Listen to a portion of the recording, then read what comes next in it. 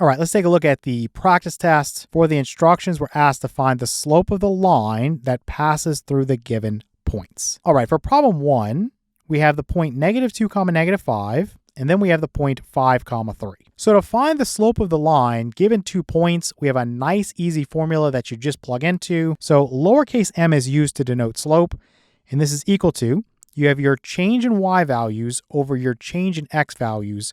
The way you remember that is rise over run. Okay, so I'm going to say that this is y sub 2 minus y sub 1 over x sub 2 minus x sub 1. And this is just something you need to write down a few times so that you can memorize it. And typically you will see that x sub 2 is not equal to x sub 1, because in this particular situation, if x sub 2 and x sub 1 are the same or they're equal, then you're going to have division by 0, which is undefined. So this is going to happen whenever you have a vertical line. Okay, so what I'm going to do is actually get rid of this, and I'm going to label one of the points as x sub 1, y sub 1, and then the other will be x sub 2, y sub 2. It does not matter how you label things, and I'll even prove that to you in this example. So this is x sub 1, and this would be y sub 1, and then this is x sub 2, and this is y sub 2. So this I labeled as the first point, and this is the second. Again, I'll show you in a moment that you could flip this around and it would still work. So just plug into the slope formula. For y sub 2, I have a 3. For y sub 1, I'm going to have a -5. So minus a -5, be real careful there. Then you have x sub 2, that's going to be a +5. And then for x sub 1, that's going to be a -2. Again, minus a -2, be very careful there. So I'm going to convert this over. 3 minus a -5, that is 3 plus 5. And then 5 minus a -2, that's 5 plus 2. So 3 plus 5 is 8, and this is over 5 plus 2, which is 7. So the slope here is 8/7, where basically you think about the rise is 8 and the run is 7. So from a point on that line, I can rise 8 units and then go to the right 7 units, and I'll basically be at another point on the line. Okay, so that's what that's telling me. So another way you could have done this, let me just get rid of this real quick, is to switch the labeling. So I'll just say that this is x sub 2 and then y sub 2, and let's let this be x sub 1 and this be y sub 1. So now this is the second point and this is the first. So again, let me write this out. So y sub 2 minus y sub 1 over x sub 2 minus x sub 1, and then we're just going to plug in. So y sub 2 is now -5, and then y sub 1 is going to be 3, and then x sub 2 is now going to be -2, and then x sub 1 is now going to be 5. So what does this give me? -5 minus 3 is -8, and this is over. -2 minus 5 is going to be -7, but we know that a negative over a negative is a positive, so this is positive 8/7 as well. So either way, you find that the slope, m, is going to be 8/7. All right, let's take a look at problem 2. So here we have the point 0, 3, and the other point 3, -3. I'm just going to label the first point as x sub 1, y sub 1, and the second point as x sub 2, y sub 2. Again, like we saw in the last example, you can switch the order. You will get the same answer. So m, the slope, is equal to, we have y sub 2 minus y sub 1 over x sub 2 minus x sub 1. And I'm not going to write the x sub 1 does not equal x sub 2. You don't need that. Again, you'll know if you have division by 0 if the x guys are the same in each case. So here, y sub 2, it's going to be -3. And then for y sub 1, that's going to be 3. Now for x sub 2, you're going to have 3. And then for x sub 1, that's going to be 0. So here we think about -3 minus 3, that's -6. And this would be over. 3 minus 0 is 3. So this equals -6 divided by 3 is -2. So the slope here is going to be -2. All right, let's take a look at problem 3. So here we have the points 5, 2, and then -1, 5. So I'm just going to label this as x sub 1 and this as y sub 1. This will be x sub 2 and then y sub 2, and then just plug into the slope formula. So m, the slope, is equal to y sub 2 minus y sub 1 over x sub 2 minus x sub 1. All right, so for y sub 2, we are given 5. For y sub 1, we are given 2. For x sub 2, we have -1. And then for x sub 1, we have 5. So here we have 5 minus 2. That's going to be 3.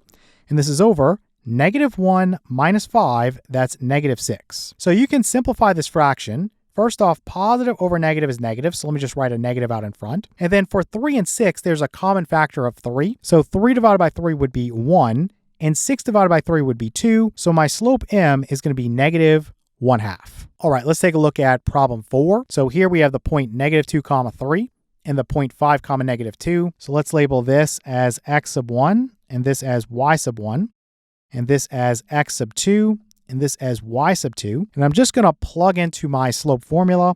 So m, the slope, is equal to y sub 2 minus y sub 1 over x sub 2 minus x sub 1. So y sub 2 is going to be negative 2.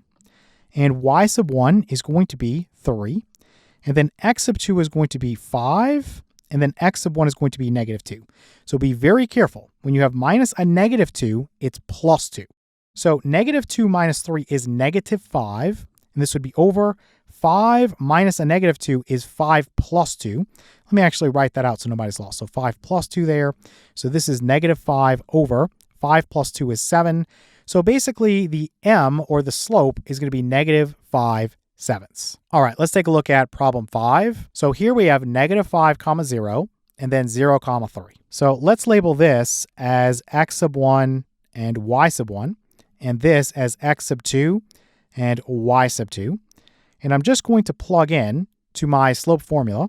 So m, the slope, is equal to y sub 2 minus y sub 1 over x sub 2 minus x sub 1. So for the y sub 2, I have a 3. And then for y sub 1, I have a 0. Then for x sub 2, you have a 0. And then for x sub 1, you have a negative 5. So again, be very careful there because you have 0 minus a negative 5, which is really 0 plus 5. So let's say this equals, again, 3 minus 0 would just be 3. And this is over. This would be written as 0 plus 5. Again, minus a negative is plus a positive. So this becomes 3 over, we know that 0, if we add that to something, it's not going to change it. So 0 plus 5 would just be 5. So the slope m here is going to be 3/5. All right, let's take a look at problem 6. So here we have the point 0 comma negative 3 and the point negative 1 comma 4. So let's let this be x sub 1 and this be y sub 1. And then over here, this will be x sub 2 and then y sub 2. And we'll just plug in. So m, the slope, is equal to y sub 2 minus y sub 1 over x sub 2 minus x sub 1. So for y sub 2, I have 4. For y sub 1, I have negative 3. So it's minus a negative 3. So be careful. For x sub 2, I have negative 1. And then for x sub 1, I'm going to have 0. So here we have 4 minus a negative 3, which is 4 plus 3. And then over here, negative 1 minus 0, again, that's just negative 1. So if I divide something by negative 1, I'm just changing the sign of it. So really, you could say that this is going to be 4 plus 3, or 7, over negative 1. Well, I'm just changing the sign of 7, right? If I divide by negative 1, I just change the sign. So this is just going to be negative 7. So m, the slope here, is going to be negative 7. All right, for the next few problems, we're going to change up the instructions a little bit. Now we want to find the slope from slope-intercept form. For problem 7, we're given 2x minus y equals negative 3. So when we talk about the slope-intercept form of a line, so the slope-intercept form, it looks like this.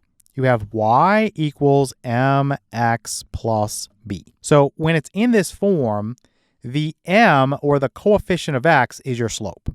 So this right here is the slope. And then in terms of b, this is the y coordinate from the y-intercept. So at 0 comma b, that would be your y-intercept. Now here we're just asked to basically put this in slope-intercept form. So solve for y is what we're trying to do. And then we're going to inspect it and look at our coefficient of x. That will be the slope. We can write the y-intercept even though we're not asked for it. So the first thing you'd want to do if you want to solve this for y, you would subtract 2x away from each side of the equation. Let's go ahead and cancel that away. You'd have negative y is equal to negative 2x and then minus 3. So basically, to get y by itself, you've got to get rid of that negative there. You could really treat that as negative 1, and you could multiply both sides of the equation by negative 1 or divide both sides of the equation by negative 1, whatever you want to do. Let's just divide both sides of the equation by negative 1. And I'm going to go plus negative here to make that a little bit more clear. So this is going to cancel. Negative 1 divided by negative 1 is 1. So now you just have 1y, or just y. So let me write that here. I'll put y is equal to negative 2 divided by negative 1 is going to be 2. So this is 2x. And then negative 3 divided by negative 1 is going to be 3. So then plus 3. So again, comparing this to this, your y equals mx plus b, well, immediately I know that the slope is going to be 2. Right? So the slope of this line would be 2, and the y-intercept would occur at 0, 3. So let me write that off to the side here. I'll just put that my slope, is equal to 2. And again, we weren't asked for it, but let's just put that the y-intercept is going to occur at 0, again, this is your b value, your 3, so 0, 3. That's the y-intercept. All right, let's take a look at problem 8. So here we have 5x plus 2y equals negative 10. So we are going to, again, solve this for y. Let me subtract 5x away from each side of the equation. So this is going to cancel away, and you will have 2y is equal to negative 5x minus 10. If I want y by itself, again, think about what's being done to y. 2 is multiplying y. So I'm just going to divide both sides of the equation by 2. Let me go plus negative here to make that a little bit easier to understand. So we see that this would cancel. And so now I have y by itself. So y is equal to, you'd have negative 5 halves, so negative 5 halves, times x, and then negative 10 over 2, that's going to be negative 5, so let's write minus 5. So if we want to match things up, so y equals mx plus b, again, you can go plus negative here to make that more clear. Your m, the slope, is the coefficient of x, so that's negative 5 halves. Your b, the y-coordinate from the y-intercept, that's going to be negative 5. So from this guy, let me make this a little bit better here so it shows up. From this, you can determine that your slope, m, is going to be negative 5 halves. Again, the coefficient for x when this guy is solved for y. And then the y-intercept, again, didn't ask for it, but I'm just going to give it to you anyway, is going to occur at 0, again, this b value here, which is negative 5. All right, for the next few problems, we're going to change things up a little bit, and we're going to find the slope from the graph. So for problem 9, I've written m, the slope, is equal to, and we're just going to come down to the graph and get this. I'm going to show you 2 different ways to do it. So the first way you could do it is a bit slower. So let's say I think about this point right here, and then this point right here. So this is your y-intercept, and it occurs at 0, 4. And then this right here is your x-intercept, and it occurs at 1, 0. Well, you could just take these 2 points and plug into the slope formula. So let's just say that this is x sub 2, and this right here is y sub 2. And let's say that this is x sub 1, and this is y sub 1.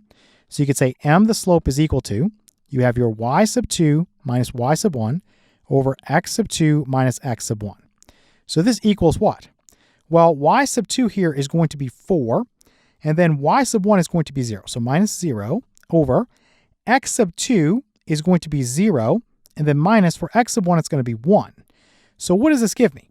It gives me 4 over negative 1. Okay, you could write that as negative 4, obviously, but I'm going to leave it like this for a moment, just so we can think about something. When we have the slope, we say that m is equal to the rise, or the change in y values, over the run, which is the change in x values. So let's think about how we could have gotten this result using a different approach. So I could start at this point right here. Let me change the color here, and I'll go with something really that's going to stand out.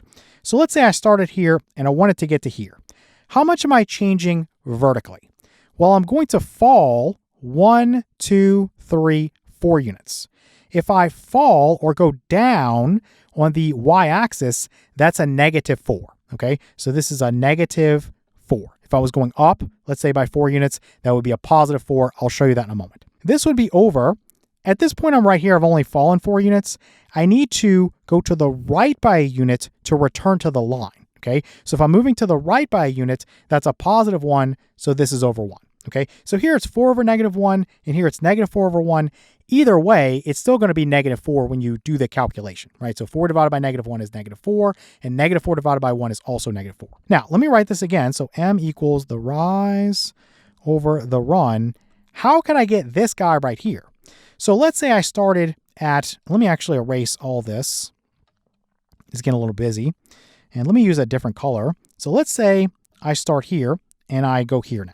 Okay, so in order to get from this point to this point, I am going to go up by 1, 2, 3, 4 units. Okay, so that means my rise is now positive 4, and I need to go to the left by a unit to return to that line. So moving to the left by a unit means negative 1 in terms of the run. Okay, so however you want to do this, you can have a rise of negative 4 and a run of 1. So in other words, from here, I can go down 4 units into the right 1 to get back to the line. Or I can have a rise of 4 units and then go to the left by a unit. So from here, go up 4 units into the left by a unit. So these are telling me that I have the same slope of negative 4. So let me come back up here and just put m is equal to negative 4. I'm going 4 units down for every 1 unit that I go to the right, or I could also say that I'm going 4 units up for every 1 unit that I go to the left. All right, let's take a look at problem 10. Here we have m the slope is equal to, and let's look at the graph. Again, I'll show you the 2 different ways. Let's say we look at that point right there. That's your y-intercept. So this is 0, 5. And this point right here, let me do this in a different color so it shows up. That's your x-intercept. So let me go ahead and say that this is going to be negative 10, 0. Again, you can use any of these points, but working with 0 makes the calculations a little bit faster. So I'm just going to plug into the slope formula. So m is equal to y sub 2 minus y sub 1 over x sub 2 minus x sub 1. And you can label the points however you want. Let's just say this is x sub 1 and this is y sub 1. And then this can be x sub 2 and then y sub 2. Reversing the order would not change anything. So this equals, for y sub 2, I have 0. And then minus for y sub 1, I'm going to have 5. This is over. For x sub 2, I have negative 10. And then minus for x sub 1, that's 0. So for this one, you have 0 minus 5, which is negative 5, over negative 10 minus 0, which is negative 10. Negative over negative is positive, and 5 over 10 is a half. So basically, this is telling me that the rise is 1 and the run is 2. So for every 1 unit that I move up, I move 2 units to the right. So here, let's say I move 1 unit up and then 2 units to the right, I'm back on the line. 1 unit up and then 2 units to the right, I'm back on the line. You could also say, if you wanted to, that it's negative 1 over negative 2. Remember that negative 1 over negative 2 is equal to 1/2, right? Negative over negative is positive. Sometimes you need to write it this way, and all that's telling me is that if I fall by 1 unit, I would need to go to the left by 2 units to return to the line. Fall by 1 unit, go to the left by 2 units to the return to the line, so on and so forth. Now, let me actually get rid of this and put this as 1/2. And then I'll formally say that m is equal to the rise over the run. And again, I'll show you the 2 ways. So let me get rid of this. And actually, let me just start here and say I'm going to go up 1, 2 units. So that's my rise. And then from that point right there, I need to go 1, 2, 3, 4 units to the right to return to the line. So 2 over 4, we know that would simplify to 1/2. Again, rise of 1 unit for every 2 units that I run to the right. Okay. The other way you could have done this, let's go m is equal to rise over run. And this equals, if I start here, I would fall 1, 2 units. So let me put negative 2. And I need to go to the left by 4 units to get back to the line. So 1, 2, 3, 4 units to get right there. So over negative 4, again, this is going to simplify to 1/2, right? Or you could write it, if you wanted to, as negative 1 over negative 2. Sometimes you do need to write things that way. We'll see that later on in the course. For right now, it's just a general understanding of rise over run and the slope formula. So let's go back up and just say that m is equal to 1/2. Again, rising 1 unit for every 2 units we run to the right. Or you could say falling by 1 unit for every 2 units we run to the left.